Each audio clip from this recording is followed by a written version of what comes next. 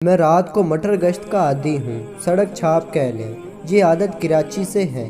دفتر سے گئے گھر آنا، پھر سنسان اور اندھیری راتوں میں چہل قدمی کرتے کرتے پیالہ ہوٹل پہنچنا۔ اسی طرح ریاض میں رہتے ہوئے گزشتہ 1.5 سال تک یہی معمول رہا، جس کے بعد میں جدہ منتقل ہو گیا۔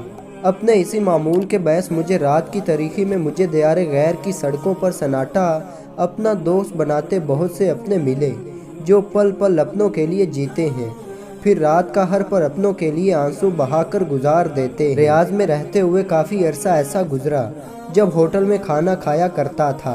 ظاہر ہے پکانا آتا نہیں، اس لیے ہوٹل پر ہی اتفاق کرنا پڑتا، مگر کھانے کی میز پر تنہا بیٹھتے ہوئے ایک نوالہ بھی حلق سے اترنا گویا زہر کھانے کے برابر لگتا۔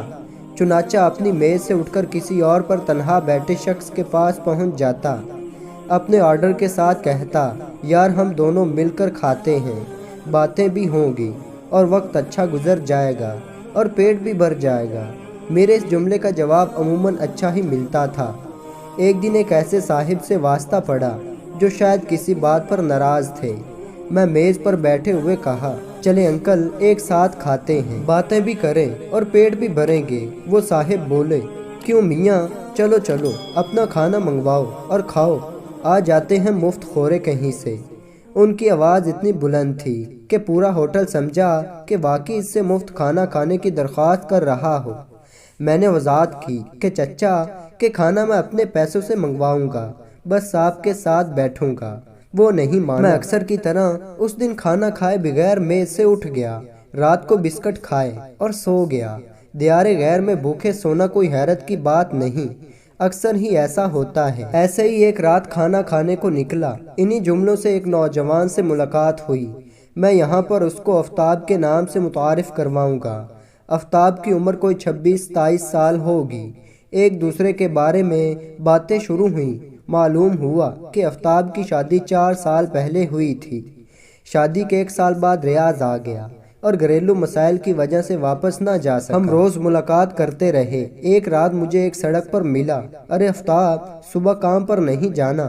نہیں مصطفیٰ بھائی، صبح چھٹی ہے، 1-2 دن تک اپنے گاؤں جا رہا ہوں اور 5 سال بعد اپنی بیٹی کو دیکھوں گا۔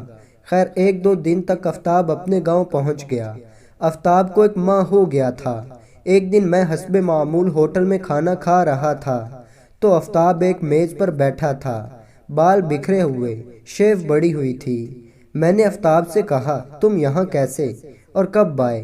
چند لمحوں بعد اس نے میرا ہاتھ تھاما۔ میں نے کہا، تم تو گاؤں تھے، کب آئے اور کیا ہوا؟ وہ خاموش تھا، وہ کچھ نہ بولا اور ہوٹل بھرا ہوا تھا۔ میں آفتاب کو لے کر ریاض کی سڑک کے چبوترے پر لے گیا۔ میں نے اس کو دھمکی دی، اگر تم نے نہ بتایا تو میں تمہیں چھوڑ دوں گا۔ میں نے دیکھا کہ وہ فضاؤں اور آسمانوں میں ہے۔ کافی دیر ایسے گزری اور میں جانے لگا تو آفتاب اٹھ کر مجھے گلے لگا کر رونے لگا۔ آفتاب کی ہچکیاں ہی بند نہیں ہو رہی تھیں۔ مصطفیٰ بھائی یہ کیا ہو گیا ہے؟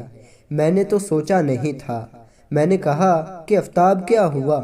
اس نے کہا کہ میری بیوی نے مجھ سے طلاق لے لی، اور رونے لگا اور کہنے لگا میری ہی غلطی تھی، وہ پڑھی لکھی تھی، میں شادی کے 1 ماہ بعد یہاں آ گیا۔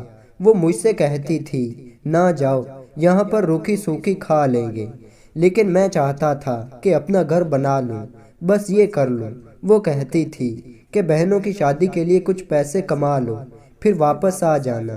میرے گھر کوئی بھی کام ہوتا تو میں اپنے دوست ارشد سے کہہ دیتا کہ تیری بھابھی یہ کام کہہ رہی ہے۔ یوں ارشد روز گھر چلا جاتا تھا۔ میں جب بھی گھر کے لیے جاتا تو میری امی بہنوں کی شادی کا گواہ دیتی اور میری بیٹی اب 4 سال کی ہو گئی تھی۔ اس بار میں اپنے آزاد کشمیر گاؤں گیا۔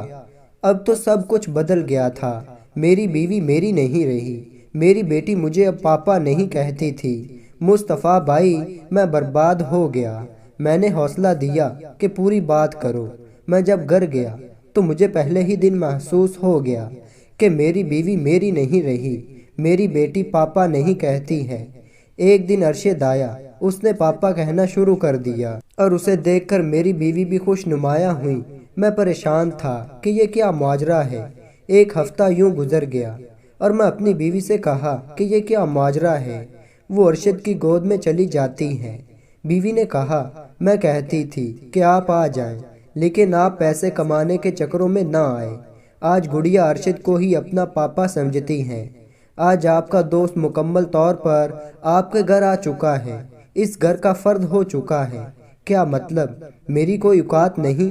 बीवी ने कहा, इसमें मेरा कसूर नहीं। आप शादी के एक माह बाद चले गए थे और आज 5 साल बाद आए हैं। इस अरसे में अरशद ही वो शख्स था जो हम माँ बेटी का ख्याल रखा और हम में ज़हनी महंगी है और इकट्ठा रहने का फैसला कर चुके हैं। मैं ये सुनकर सकते में आ गया। बीवी ने कहा, मैं अब आपके साथ नहीं रह सकती। अब मेरे दिल में आपके लिए कोई जगह नहीं है। अरशद भी यही चाहता था, आप मुझे छोड़ दें ताकि हम नई ज़िंदगी शुरू कर सकें। मैं अरशद के पास गया और कहा कि मेरे ही घर में डाका डाल दिया। अरशद ने कहा कि मैंने डाका नहीं डाला, तुम अपने घर की रखवाली कहाँ कर रहे थे? और जो रखवाली करता है वो घर का माली होता है। मैं मुजरिम हूँ, लेकिन मुझसे बड़े मुजरिम तुम हो। तुम्हारी बीवी हर ईद पर मेहंदी लगाए तुम्हारा इंतजार करती और तुम्हारी बेटी से कहता, तुम्हारी मामा अच्छी लग रही है। ये सुनकर वो खुश हो जाती। यूं वक्त गुजरता गया, हमारी सोचों और ख्यालात में यकसानियत परवान चढ़ती गई। आफ्ताब, तुम अपनी बीवी को छोड़ दो, इस मामले को एक खूबसूरत खैरबाद कहकर छोड़ दो। मैं तुम्हारी बीवी से शादी करना चाहता हूँ और तुम्हारी बेटी भी नहीं जानती तुम क्रिकेट के 12वें खिलाड़ी के मानिद हो जो टीम में होता है लेकिन खेल का हिस्सा नहीं होता। अरशद की बातें हथौड़ा बनकर मेरे सर के ऊपर बरस रही थीं। उसने कहा, मुस्तफ़ा भाई, बड़ा तलख रहा ये सफ़र मेरा। मेरी ज़िंदगी की साथी किसी और की साथी हो गई। ज़्यादा अफसोस की बात यह है कि इतने बरस अपने माँ, बहनें और बेटी के लिए तन्हा छोड़ दिए, जिनकी वजह से मेरा घर बर्बाद हो रहा था। इन्हें कोई अफसोस नहीं हो रहा था। उन्होंने मेरी बीवी पर अनगिनत इल्ज़ाम लगा दिए। मैंने कहा, ये कसूर उसका नहीं है, ये कसूर मेरा है। मेरे पास बहुत दौलत है, लेकिन हकीकी दौलत खो बैठा हूँ। मैंने एयरपोर्ट पर अपनी बीवी को तलाकनामा दे दिया। वो शौहर जिसके लिए 5 साल राह तक रही थी, अब उसे मज़ीद इंतज़ार न करना पड़े और वो दूसरे शौहर के पास हंसी खुशी ज़िंदगी गुजारे। ये कहकर आफ्ताब खामोश हो गया। आफ्ताब के अंदर वाला शोर तन्हाई में इजाफा कर रहा था। मेरे पास आफ्ताब के लिए कोई अल्फाज नहीं थे। मैं उसे घर में जाने की तलकीन करते हुए वापस अपने कमरे में आ गया। उसके बाद आफ्ताब नजर न आया और कई माह बाद इस होटल से मालूम हुआ कि आफ्ताब इस दुनिया में नहीं रहा। न जाने इस कहानी में आफ्ताब कसूरवार था या उसकी अम्मी, बीवी, बहनें। अपनी राय का ज़रूर इजहार कीजिएगा। वस्सलाम। तो दोस्तों, ऐसी ही शानदार वीडियो देखने के लिए चैनल को सब्सक्राइब करें। तो मिलते हैं ऐसी एक शानदार वीडियो में, तब तक के लिए अल्लाह हाफिज़।